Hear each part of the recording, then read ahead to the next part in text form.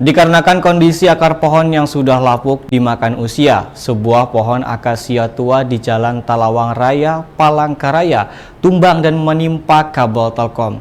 Tidak ada korban jiwa dalam peristiwa tersebut.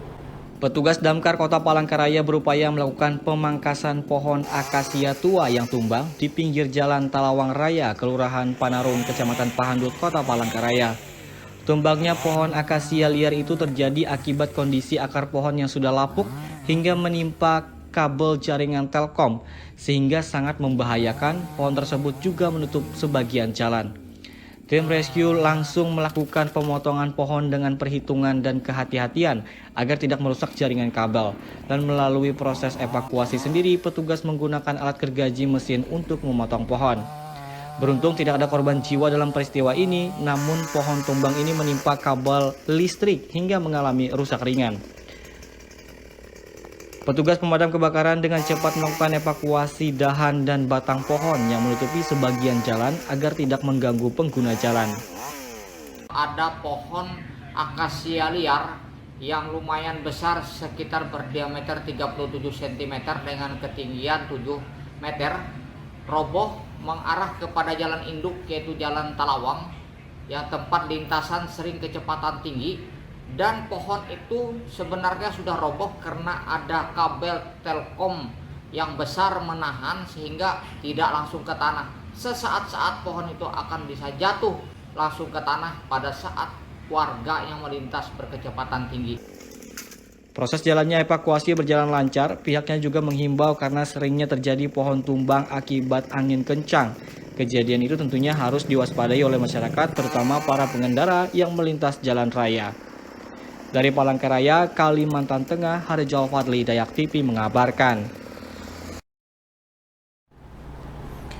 Puluhan mahasiswa yang tergabung dalam Ikatan Mahasiswa Muhammadiyah atau IMM Kota Palangkaraya mengikuti sosialisasi 4 pilar kebangsaan yang dilaksanakan oleh anggota MPR RI atau DPR RI Haji Agustiar Sabran pada Selasa 2 Mei 2023. Berikut liputan selengkapnya.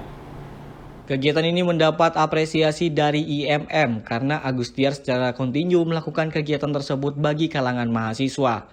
Pada kegiatan tersebut, Agustiar Sabran mengajak mahasiswa IMM terus mengamalkan 4 pilar kebangsaan, yakni Pancasila, Undang-Undang Dasar 1945, Bhinneka Tunggal Ika, dan NKRI dalam kehidupan sehari-hari. Pada sosialisasi ini hadir tokoh muda Kalteng yang menjadi narasumber, yakni anggota DPRD Kota Palangkaraya dan juga penjabat sekretaris Asprop PSSI Kalteng Sigit Widodo. Sigit yang juga koordinator Rumah Aspirasi mengatakan kegiatan sosialisasi 4 pilar kebangsaan ini bertujuan untuk memberikan pemahaman mendalam kepada pengurus himpunan mahasiswa sehingga mampu mengamalkan dalam setiap sendi kehidupan. Ya, jadi sosialisasi 4 pilar ini merupakan tugas konstitusi dari anggota DPR RI, dan Pak Haji Agustiar Sabran sebagai anggota DPR RI dari Dapil Kalimantan Tengah di Komisi 3, beliau menggelar sosialisasi 4 pilar dengan melibatkan organisasi masyarakat, pemuda, dan juga mahasiswa. Hari ini giliran mahasiswa dari Ikatan Mahasiswa Muhammadiyah yang menjadi mitra kita untuk sosialisasi 4 pilar. Intinya bagaimana kita bisa membumikan, kita mengajak adik-adik mahasiswa untuk bisa membumikan Pancasila, Undang-Undang Dasar 45, NKRI, dan Bhinneka Tunggal Ika untuk bisa memperkuat, memperkokoh rasa kecintaan kita terhadap negara bangsa yang kita cintai.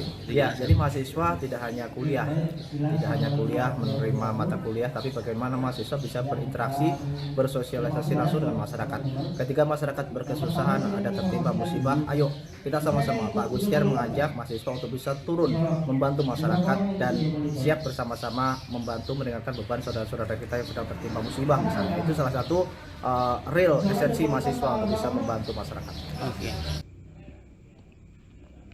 Sigit juga menambahkan Indonesia adalah negara besar dan terdiri dari pulau-pulau, suku, agama, dan ras. Namun kita semua disatukan dengan 4 pilar kebangsaan, sehingga ini harus kita pahami secara utuh agar persatuan dan kesatuan makin kokoh. Dari Palangkaraya, Kalimantan Tengah, Wira Rizky Pratama, Dayak TV mengabarkan.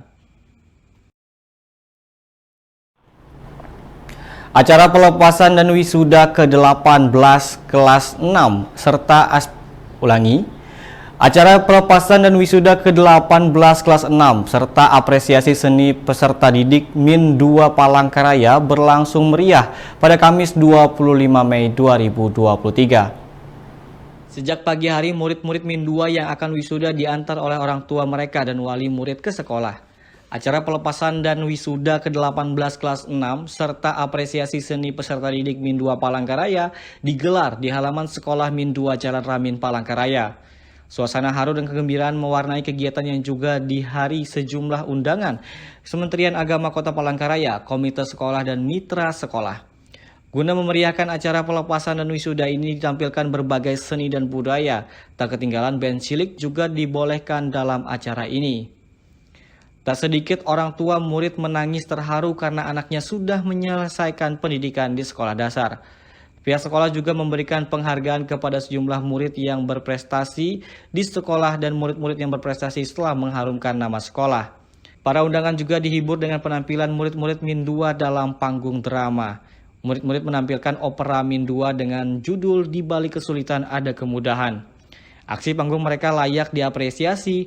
Opera Min 2 sebelumnya juga pernah dibawakan oleh murid-murid Min 2. Bahkan opera Min 2 sempat diliput dan ditayangkan di televisi nasional Trans 7. Dalam sambutannya, Kepala Sekolah Min 2 Abdullah mengatakan pihaknya meminta murid-murid untuk memilih sekolah atau pondok pesantren yang sesuai dengan aliran Ahlus Sunnah wal Jamaah. Pondok yang abal-abal, yang sudah standar, yang sudah pondok pesantren yang sudah terkenal, ternama. Tapi pondoknya yang Ahlus Sunnah wal Jamaah, jangan seperti di Al-Zaitun sana. Iya, jangan yang seperti Al-Zaitun sana, jangan. Ahlus Sunnah wal Jamaah, pondok pesantren yang diridai, yang direstui oleh datu-datu kita. Iya, misalnya Darussalam Martapura, misalnya Al-Falah, yang modern lagi Darul Hijrah, oke. Kemudian lagi Mursidul Amin Gambut. Kemudian lagi banyak. Dari Palangkaraya, Kalimantan Tengah, Wira Rizky Pratama, Dayak TV mengabarkan.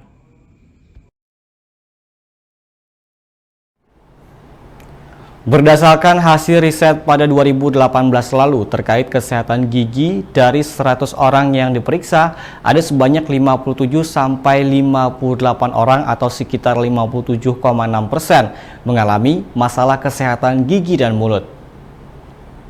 Hal tersebut disampaikan Kepala Dinas Pendidikan Kota Waringin Timur, Umar Kaderi, saat membuka seminar yang digelar Perkumpulan Dokter Gigi yang tergabung dalam Forum Mentaya Dentistry. Komunitas ini merupakan dokter gigi yang bertugas di rumah sakit, puskesmas, dan fasilitas pelayanan kesehatan lainnya Sabtu 20 Mei 2023. Kesehatan gigi dan mulut, ungkap Umar, merupakan salah satu masalah yang kurang diperhatikan. Masalah terbesar dari kesehatan gigi adalah gigi rusak, berlubang, dan sakit. Sementara itu, masalah kesehatan mulut yang terbanyak adalah gigi bengkak, gusi bengkak, atau abses gigi. Kabupaten Kota Waringin Timur sangat kekurangan dokter gigi. Tidak hanya itu, pemerataan terkait fasilitas kesehatan juga belum merata. Bahkan banyak puskesmas seperti di daerah pedalaman yang tidak ada dokter giginya. Namun masalahnya kita sudah membuka alokasi formasi CPNS, misalnya lokasi alokasi yang dituju juga tidak ada yang berminat. Apalagi kalau daerah-daerah yang sangat sulit di Kotim. Nah, kemudian kita juga terkendala saat ini memang terkait dengan insentif Bapak Ibu sekalian, yang teman-teman yang bekerja di rumah sakit atau puskesmas, memang kondisi keuangan kita yang memang tidak memadai. Sementara itu, menurut Ketua Persatuan Dokter Gigi Indonesia atau PDGI Kabupaten Kota Waringin Timur dan Seruyan, Nadia Rini, menegaskan seminar ini sebagai upaya guna meningkatkan kompetensi dan keterampilan dokter gigi sehingga dapat memberikan pelayanan yang terbaik untuk masyarakat. Menambah kompetensi dan keterampilan dokter gigi yang ada di Kabupaten Kota Waringin Timur, sehingga kita nantinya akan diharapkan bisa memberikan pelayanan yang lebih baik kepada masyarakat Kotim khususnya. Jadi ini sebagai wadah, kami sebagai anggota pengurus PDGI sudah selayaknya memberi wadah bagi anggota-anggota kami untuk bisa menambah kompetensi dan menambah keterampilan. Salah satu kewajiban organisasi profesi itu sendiri. Nadia menambahkan jajarannya bersama Dinas Kesehatan Kota Waringin Timur terus berkolaborasi dalam membantu promosi dan pelayanan kesehatan kepada masyarakat sehingga kasus-kasus gigi tidak lagi menjadi masalah nantinya. Dari Sampit, Kabupaten Kota Waringin Timur, Kalimantan Tengah, Tim Liputan Dayak TV mengabarkan.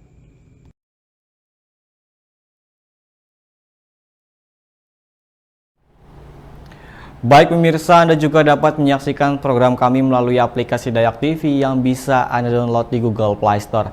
Tetap di Kabar 17, kami akan kembali setelah jeda pariwara berikut ini.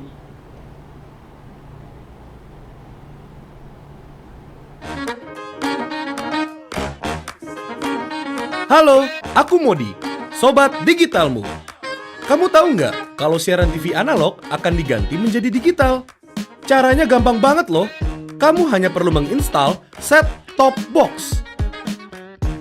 Ayo, ikuti Modi.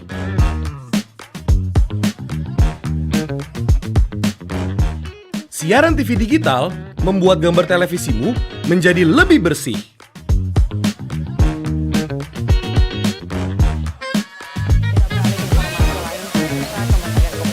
Tidak hanya bersih gambarnya, siaran TV digital juga lebih jernih suaranya. Terus membangun infrastruktur telekomunikasi di wilayah tertinggal, terdepan dan terluar.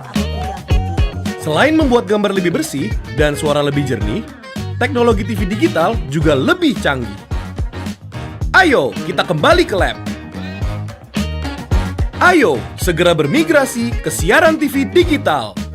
Bersih gambarnya, jernih suaranya, canggih teknologinya.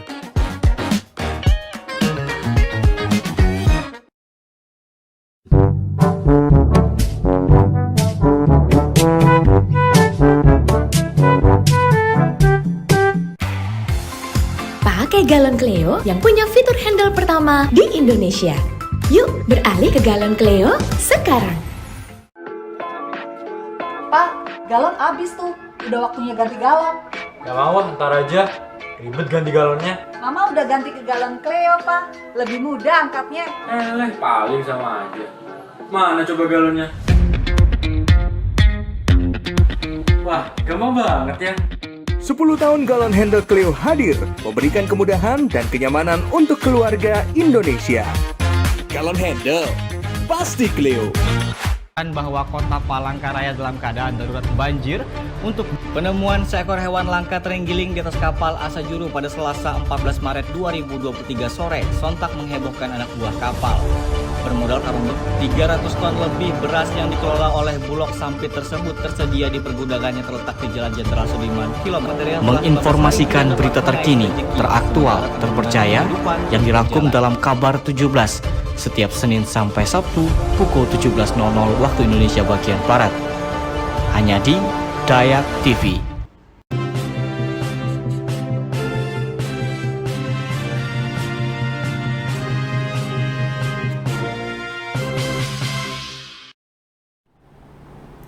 Terima kasih pemirsa, Anda masih bersama kami di Kabar 17. Kita akan beralih ke berita selanjutnya.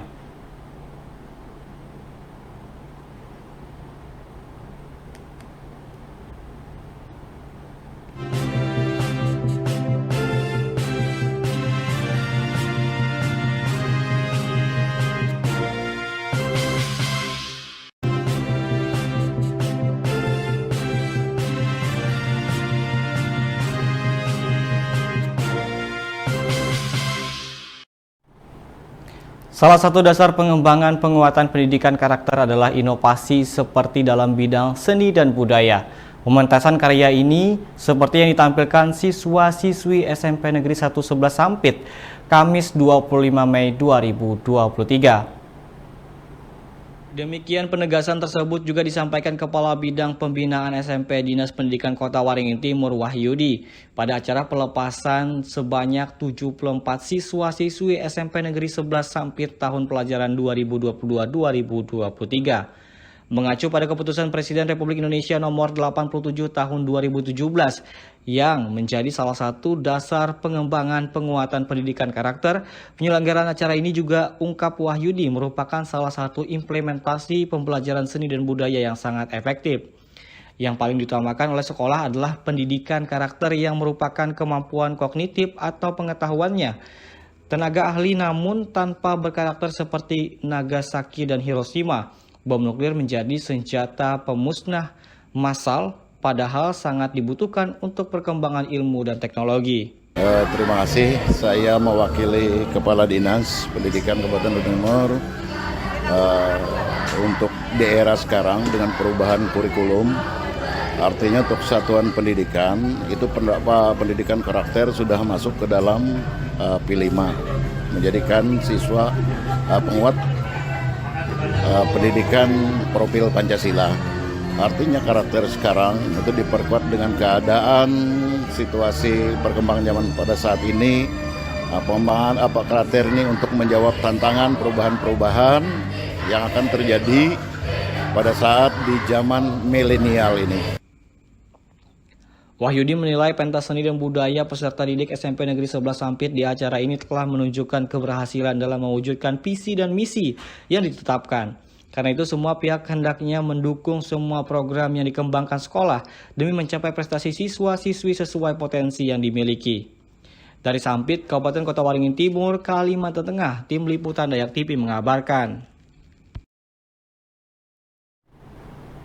Puluhan pelajar di sebuah SMA swasta di Kabupaten Kota Waringin Timur, Kalimantan Tengah terlibat aksi baku pukul antar sesama pelajar. Tindakan tidak terpuji ini ternyata hanya dilatari masalah sepele, yaitu adanya persaingan antar kelompok saat mereka bermain sepak bola.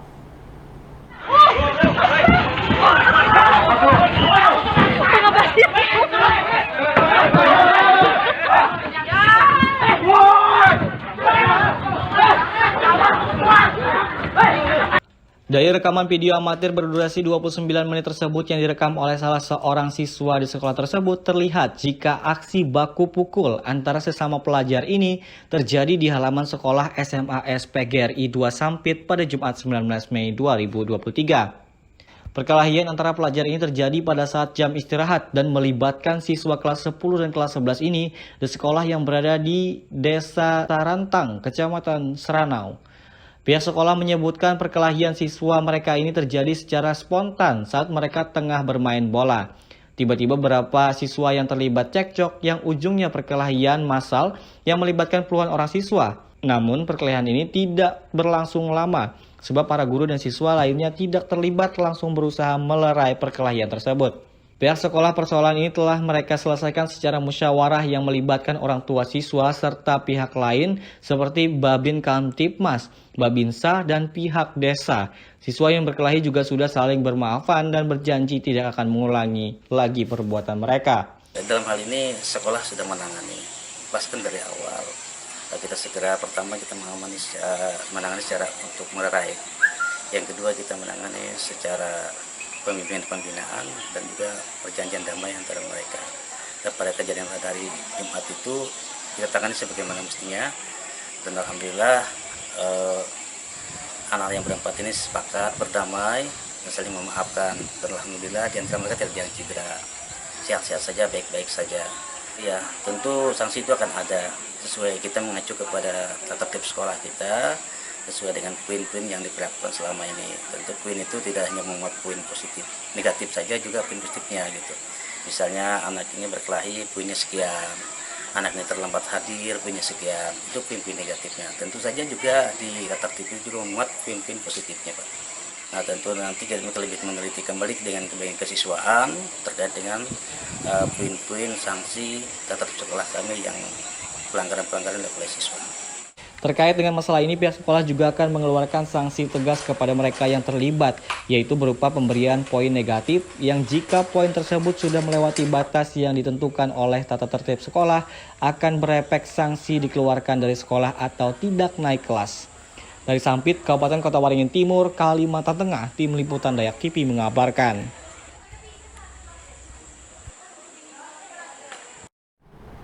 Pada Kamis 25 Mei 2023, Wali Kota Palangkaraya yang diwakili Wakil Wali Kota Palangkaraya Haji Umi Mastikah membuka secara resmi gerai Hokben di Kota Palangkaraya di lantai dasar Palma. Dalam kesempatan tersebut, Umi Mastikah membacakan sambutan tertulis dari Wali Kota Palangkaraya. Umi mengatakan sangat mengapresiasi atas terlaksananya grand opening tersebut. Menurutnya, dengan adanya grand opening ini tentu sangat membantu masyarakat Kota Palangkaraya yang sedang membutuhkan pekerjaan. Di mana dalam hal ini juga sudah menjadi masalah bersama yang tak pernah ada habisnya. Dan akhirnya muncul imbauan anjuran dari berbagai kalangan atau pihak. Pemko berharap dengan adanya Hokben di Palangkaraya ini dapat memberikan lapangan pekerjaan bagi masyarakat yang ada di Kota Palangkaraya. Restoran Hokben ini bisa menjadi pilihan kuliner bergaya khas Jepang bagi masyarakat Kota Palangkaraya. Lebih lanjut, Wakil Wali Kota Palangkaraya menghimbau kepada pemilik Hokben agar senantiasa menerapkan protokol kesehatan yang sesuai dengan aturan yang berlaku. Sehingga bisa membuka lapangan pekerjaan yang luas bagi Provinsi Kalimantan Tengah terkhususnya. Dari Palangkaraya, Kalimantan Tengah, Niswa Dayak TV mengabarkan. Baik pemirsa, informasi tadi sekaligus menutup perjumpaan kita pada hari ini. Tetap saksikan kabar 17 pada hari Senin sampai Sabtu, dan Anda juga dapat menyaksikan program kami melalui aplikasi Dayak TV yang bisa Anda unduh di Google Play Store. Saya Amin Indra serta kru yang bertugas pamit undur diri. Terima kasih dan sampai jumpa lagi.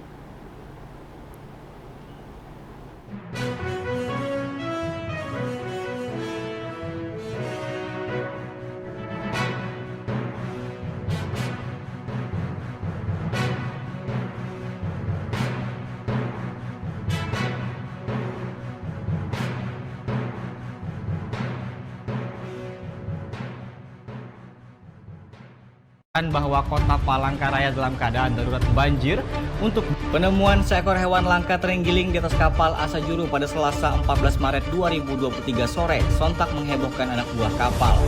Bermodal karung 300 ton lebih beras yang dikelola oleh Bulog Sampit tersebut tersedia di pergudangan yang terletak di Jalan Jenderal Sudirman kilometer. Menginformasikan berita terkini, teraktual, terpercaya yang dirangkum dalam kabar 17. Setiap Senin sampai Sabtu pukul 17.00 waktu Indonesia bagian Barat. Hanya di Dayak TV.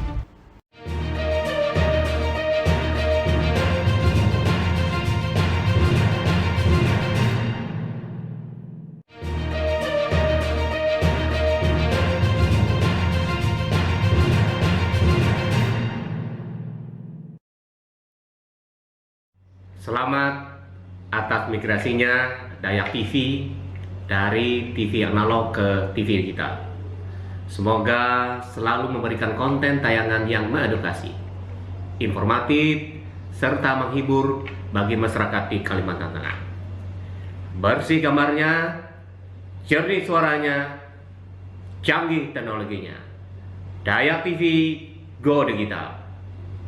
Ayo, segera bermigrasi ke siaran TV digital. Bersih gambarnya, jernih suaranya, canggih teknologinya. Tabe selamat ningguna latai. Salam sujud karena Malempang. Dayak TV tuh iye.